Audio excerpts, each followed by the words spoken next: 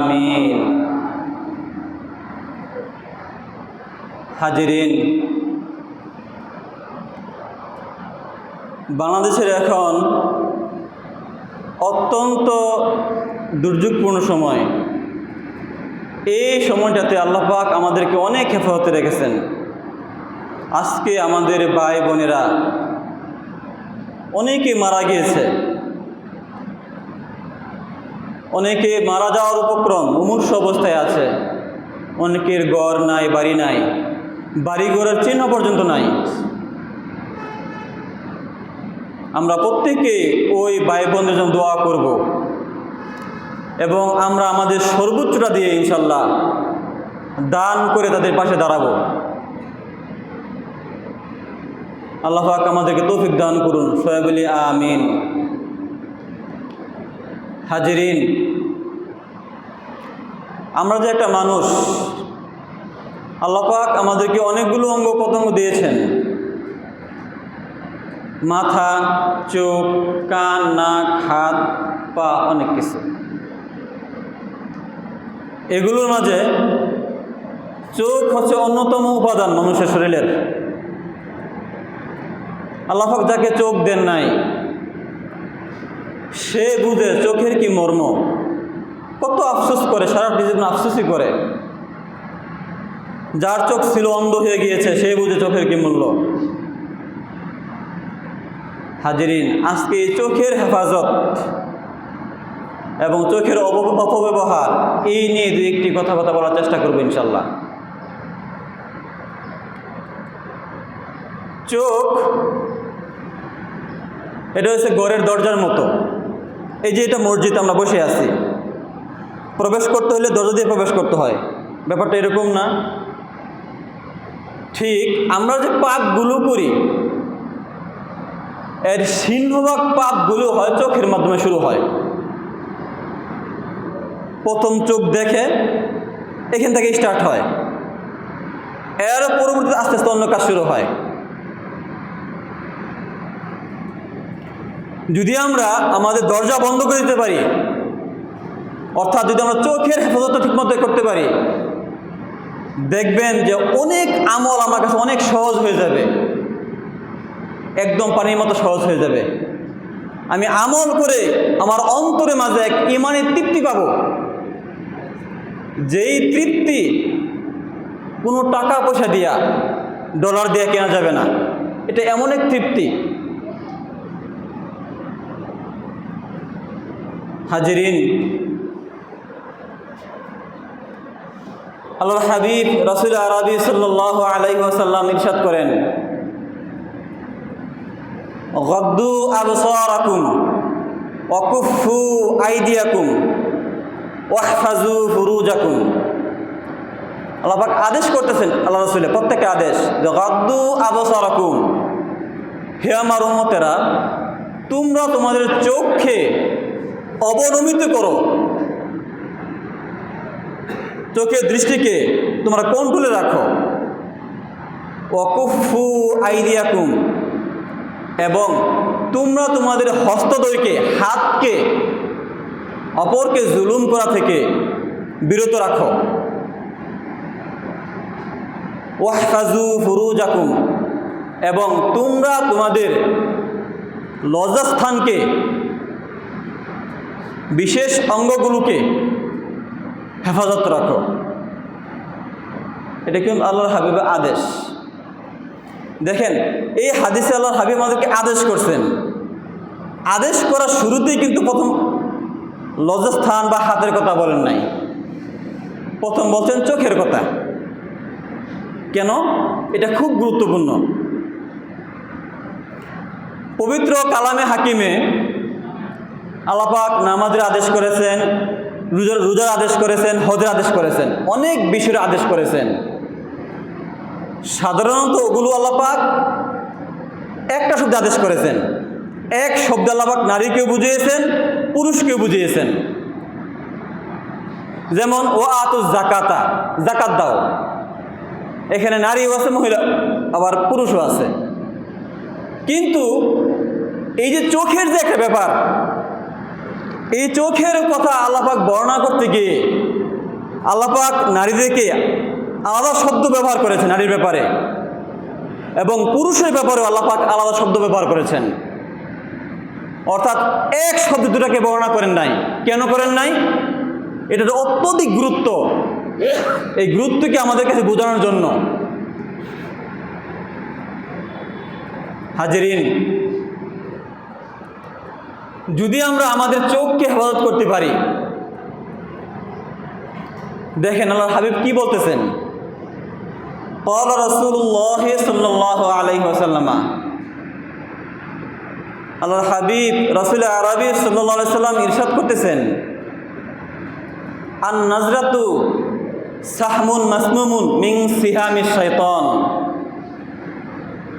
নজর, চোখের দৃষ্টি, এটি হচ্ছে শয়তানের বিষ মিশ্রিত তীর সমূহের মধ্য থেকে একটি।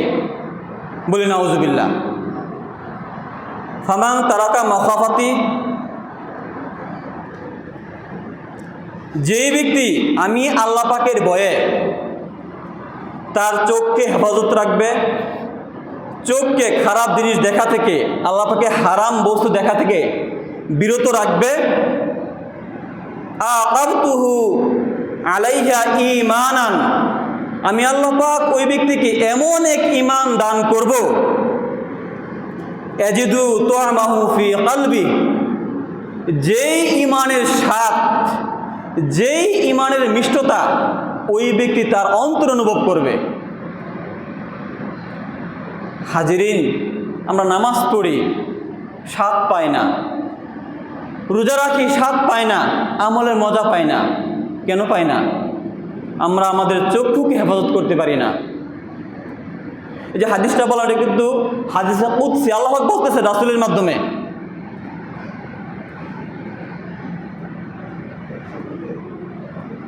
একটা মানুষ যখন ঈমানের স্বাদ পায়, তখন নামাজ পড়ে যে তৃপ্তি পায়, এরকম তৃপ্তি পৃথিবীতে কোনো কিছুতে সে পায় না। কান্না করে যে তৃপ্তি পায়, দোয়া করে যে তৃপ্তি তার মনে অনুভব হয়, পৃথিবীর কোনো কাজে সে এমন তৃপ্তি তার নাই। অর্থাৎ প্রত্যেকটি আমলে সে এক বেহেশতি অনুভব তার মাঝে আসে। সে স্পিরিচুয়ালিটি, মানে যাকে বলি আমরা আধ্যাত্মিকতা, সে অনুভব করে মনের মাঝে। কখন? যখন তার চোখকে হেফাজত করতে পারে।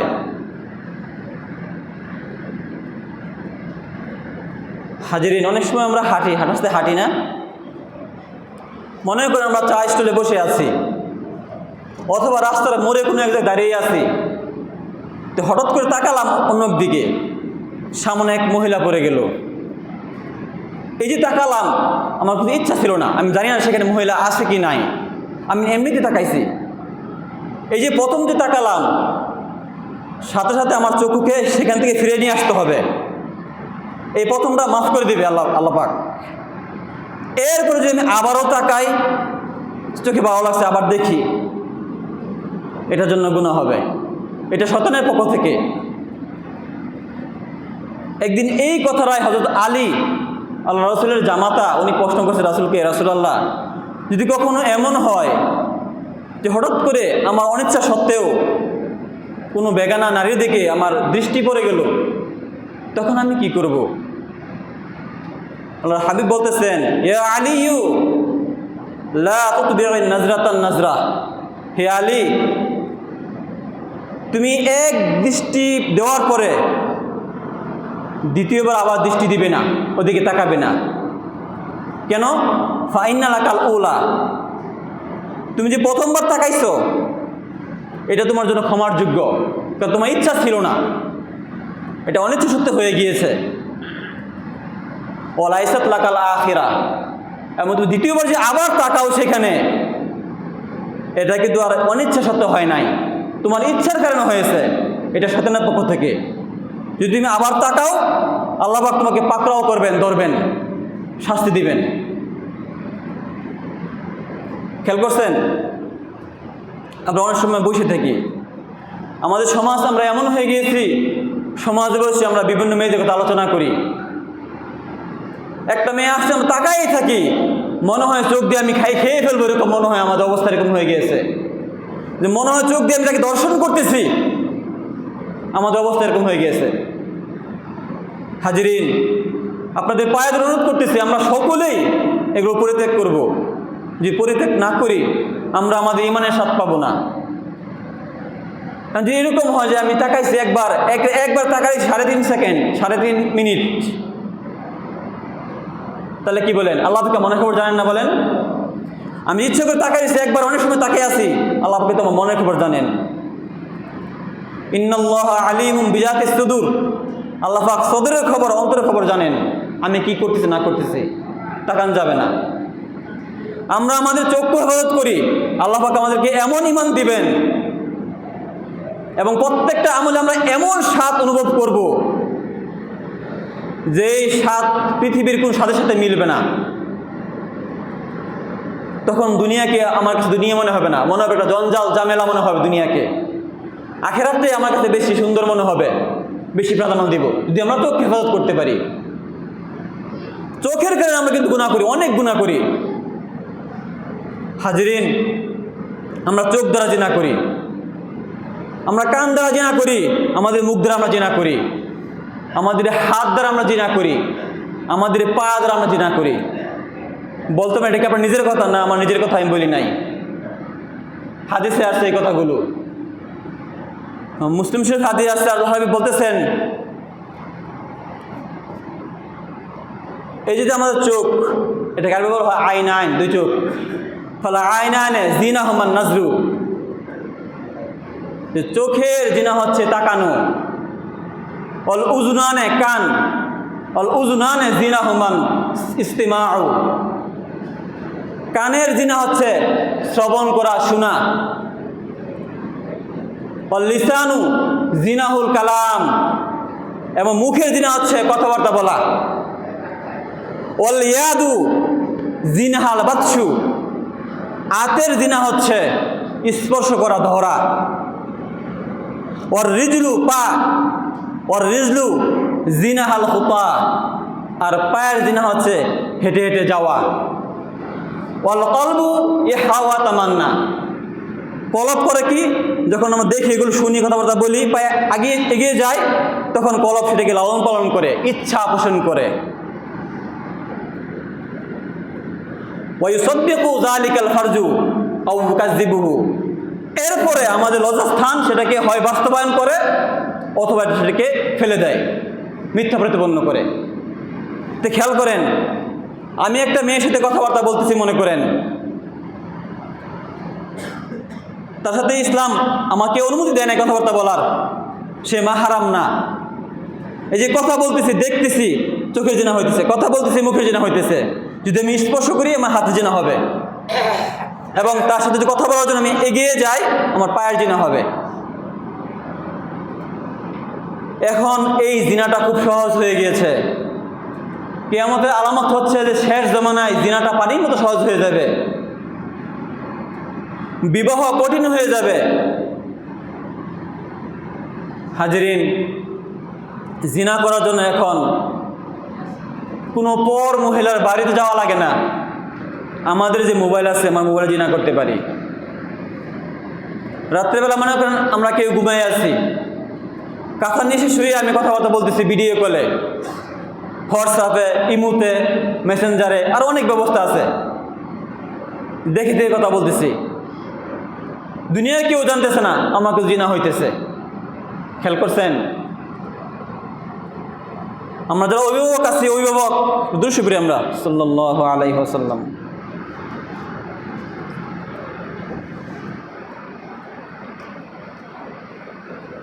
হাজিরিন, আমরা যারা অভিভাবক রয়েছি, দুনিয়ার সব কিছু আমরা বুঝি। আমার ছেলে আমার মেয়ে কী করছে এটা আমাকে বুঝতে হবে। যদি না বুঝি, কিয়ামতের দিন এই শাস্তি কিন্তু আমাদেরকে পেতে হবে। অবশ্যই আপনার মেয়ের, আপনার ছেলে খবর আপনাকে নিতে হবে। দুনিয়া সব বুঝে, এটা কেন বুঝবেন না? অবশ্যই বুঝতে হবে। আমার টাকা দিয়ে মোবাইল কিনছে আমার মেয়ে, আমার ছেলে আরেক ছেলের সাথে কথা বলতেছে, আমি জানবো না খবর? টাকা তো আমি দিছি, বলেন দিছি না আমি? আল্লাহ পাক আমাকে ধরবে না? অবশ্যই খোঁজ খবর রাখতে হবে আমাদেরকে, কোনো উপায় নাই। আমার মেয়ে জিনা করছে, আমার ছেলে জিনা করতেছে মোবাইলের মাধ্যমে দেখে দেখে, আমার টাকা দিয়ে আসে মোবাইল কিনছে, আমি খোঁজখবর রাখবো না? এটা হয় বলেন? আল্লাহ পাক ধরবেন না? আমি আমার জমি জমা বুঝি, বাজার সদাই বুঝি, বাজারে গেলে মাছটা সুন্দর করে দেখে কিনে নিয়ে আসি, আমার মেয়ে জিনা করতেছে মোবাইলের মাধ্যমে, ঘন্টার পর ঘন্টা কথা বলতেছে, আমার টাকায় সে জিবি কিনছে, ডাটা কিনছে। আল্লাহ পাক আমাকে ধরবে না বলেন? আপনারা কি বলেন, ধরবে না? অবশ্যই ধরবে আমাদেরকে। কুল্লুকুম রাইন, তোমরা প্রত্যেকে দায়িত্ববান। হাদিস আমার মুখে কথা না, কুল্লুকুম রাইন, তোমরা প্রত্যেকে রাখাল, দায়িত্ববান। অকুল্লুকুম মাসউলুন আনহু, প্রত্যেকেই প্রশ্ন করবে আন রাইয়াতিহি, রাখালি সম্পর্কে।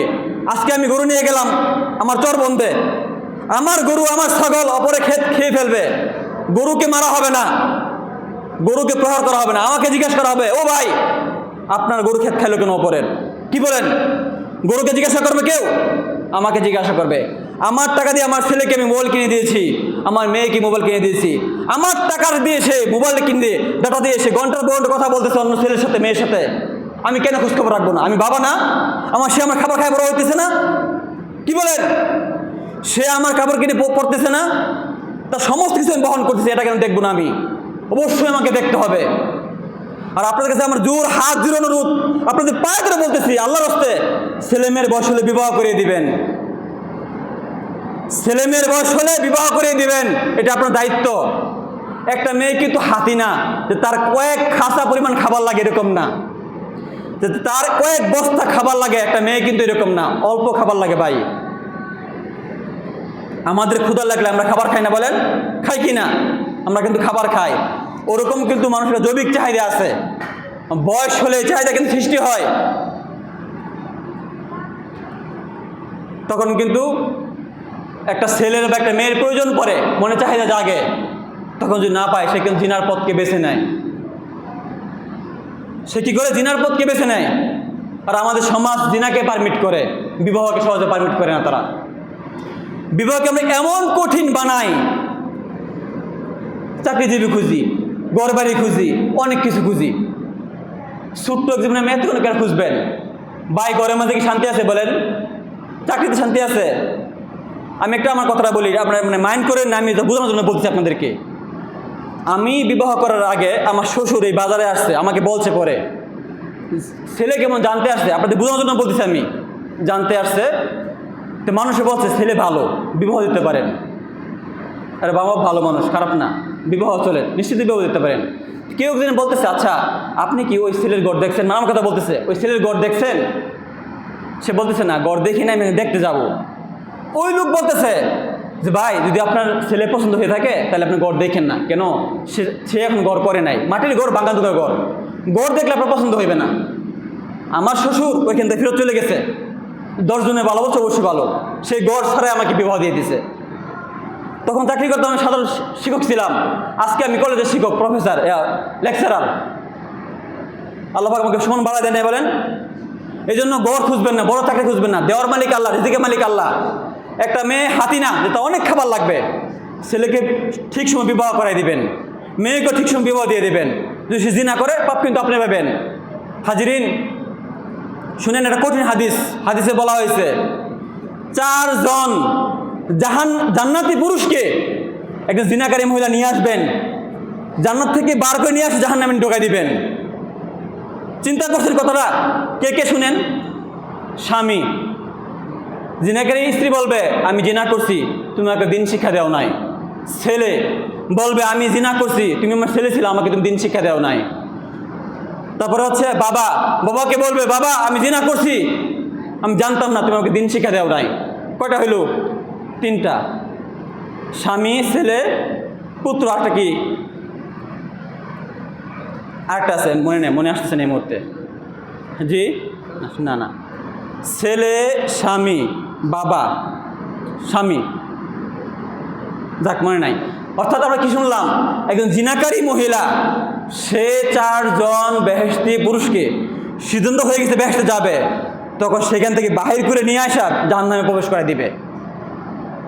এখন আমার টাকা দিয়ে আমার ছেলে মোবাইল কিনছে, আমার মেয়ে মোবাইল কিনছে, আমার টাকা দিয়ে সে ডাটা কিনছে, ঘন্টার পর ঘন্টা কথা বলে, আমি খোঁজখবর রাখবো না? কেন রাখবো না? অবশ্যই আমাকে খোঁজখবর রাখতে হবে, এটা আমার দায়িত্ব। ঠিক সময় বিবাহ দিয়ে দিবেন। একটু খোঁজ করে দেখবে ছেলে নামাজি কিনা, ছেলে বিনয়ী কিনা, শিক্ষা আছে কিনা, বিবাহ দিয়ে দিবেন। অনেক সম্পদ খুঁজবেন না, সম্পদে কোনো সুখ নাই, সম্পদে কোনো সুখ নাই, সুখ আল্লাহ পাকের কাছ থেকে আসে। হাজরিন, তো কথা বলতেছিলাম যে চোখের কথা নিয়ে, যে কিয়ামতের ময়দানে পৃথিবীর সকল চোখ কান্না করবে।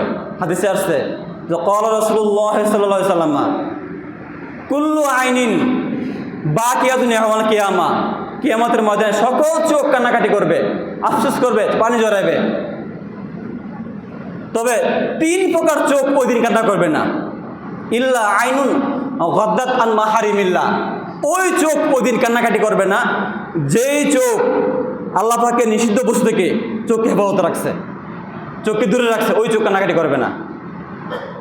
2 নম্বর হচ্ছে আইনুন সাহিরাত ফি সাবিলিল্লাহ, যে চোখ আল্লাহ পাকের রাস্তায় সজাগ ছিল, অর্থাৎ কোনো কাজে সে পাহারা দিছে জিহাদের ময়দানে, ওই চোখ কান্নাকাটি করবে না। 3 নম্বর ও আইনুন, ওই চোখ খারাজা মিনহা রাসুজ জুবাবে মিন খাশিয়াতিল্লাহ, ওই চোখ যেই চোখ থেকে আল্লাহ পাকের ভয়ে কান্নাকাটি করে পানি বের হয়েছে, সেটা হোক মাছির মাথার পরিমাণ, ওই চোখও কিয়ামতের দিন কান্নাকাটি করবে না। চিন্তা করছেন? তার মানে চোখ হেফাজত করবে ইনশাল্লাহ। আর একটা হাদিস বলে আমি কথা শেষ করবো ইনশাল্লাহ। হাদিসে আসছে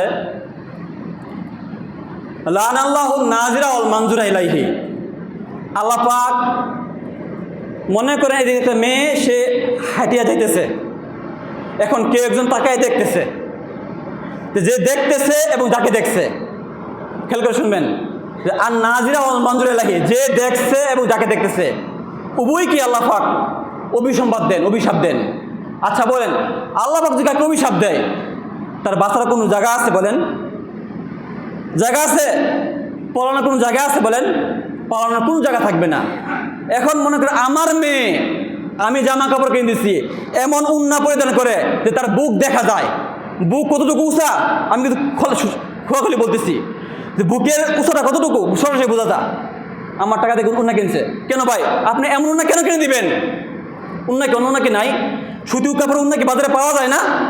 সেগুলো কেন কিনবো না আমরা?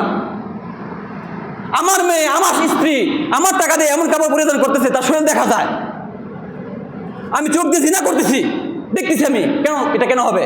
দায়িত্ব কি আমার নাই? আমি কি মরবো না? বলেন, আমি কি এটা বুঝি না? অবশ্যই আমি বুঝি, আমাকে কেমন দিন এটা করতে হবে, এটাকে আল্লাহ কিছু আমার দেখাইতে হবে আমাকে। এই জন্য কাপড় চোপড় কেনার সময় আমাদের মেয়েদেরকে এমন কাপড় চোপড় কিনে দিবেন যেগুলো শরীরে না দেখা যায়। ওই যে পাখি ড্রেস, অমুক ড্রেস আছে, এগুলো কিনে দেবেন না। এগুলো ওদের পোশাক, ওদের কোনো দিন নাই, ওদের দুনিয়াটাই, ওদের কোনো আখেরাত নাই। আমাদের দুনিয়া আছে, আখেরাত আছে। আমার ছেলেকে, আমার মেয়েকে আমি এমন পোশাক পরাবো, ছেলেরা প্যান্ট পরে, এমন প্যান্ট পরে রোতাস্থান দেখা যায়, উঁচা বাসেছে, মানে এরকম বাসা থেকে প্যান্টের ভিতরে দেখা যায় রোতাস্থান। কেন ভাই? আমার বাবা আছে, সেটা খেয়াল করবে না যে আমার ছেলে প্যান্ট পরতে শরীর দেখা যাইতেছে? ঠিক বাবার দায়িত্ব না? বলেন, আমার ছেলে প্যান্ট পরতে তার শরীর দেখা যায়, ওসব শরীরের বিশেষ অঙ্গ বাইসা রয়েছে, ওটা বোঝা যায় যে এখানে একটা জিনিস আছে। কেন এরকম থাকবে? টাকা তো আমার। এই জন্য খেয়াল করবেন, আমার ছেলে, আমার মেয়ে কি নাটক দেখে, মোবাইলে কি দেখে, কার সাথে কথাবার্তা বলে, কি নাটক দেখে, সব খেয়াল রাখবেন। এই হিসাব আপনি নেবেন, তাহলে কিয়ামতের দিন আপনার হিসাব সহজ হয়ে যাবে। হিসাব না নেই, কোনো শেষ নেই পাপের। প্রত্যেকটা সেকেন্ডে আমি এক নাটক দেখতেছি, মনে করেন আমার মেয়ে নাটক দেখতেছে, আমার ছেলে নাটক দেখতেছে, প্রত্যেকটা সেকেন্ড জিনা হইতেছে। রাস্তাঘাটে চলাফেরা করার সময় একটু খেয়াল করবেন যে বিলবোর্ডে মেয়েদের ছবি থাকে, বিভিন্ন অ্যাড থাকে, দেখবেন না, এগুলো হেফাজতে রাখবেন। বাবা দুনিয়ার জেলখানার মতো, একটু কষ্ট করেন, দেখেন আখেরাতে কত আনন্দ। বলেন কয়দিন দুনিয়া? অল্প করে দিন। আজকে দেরি হয়ে গেছে, কারণ জরুরি কথা ছিল, বলা দরকার নেই, আমরা কই শুনবেন। তার মানে কি শিখলাম? যে আমার ছেলে, আমার মেয়ে কি পোশাক পরে, কি মোবাইল চালায়, কার সাথে কথা বলে, এটা আমরা খেয়াল রাখবো। কিন্তু এমন উন্না পরিধান করে আমাদের মেয়েরা, আমাদের মেয়ে, আমাদের নাতি, আমাদের বাতিজি, যে বুক দেখা যায়, উন্নত রেখা দেয় এইভাবে। কেন আপনি শিখা দেবেন না দিন? এটা দায়িত্ব কিন্তু আমার। আল্লাহ পাক আমাদের তৌফিক দান করুন। যাকে শুনলাম সবাই বলে আমিন। আমরা দাঁড়িয়ে যাই, দাঁড়িয়ে সারা কাজ সুন্নত নামাজ পড়ে নিই। আসসালামু আলাইকুম ওয়া রাহমাতুল্লাহ।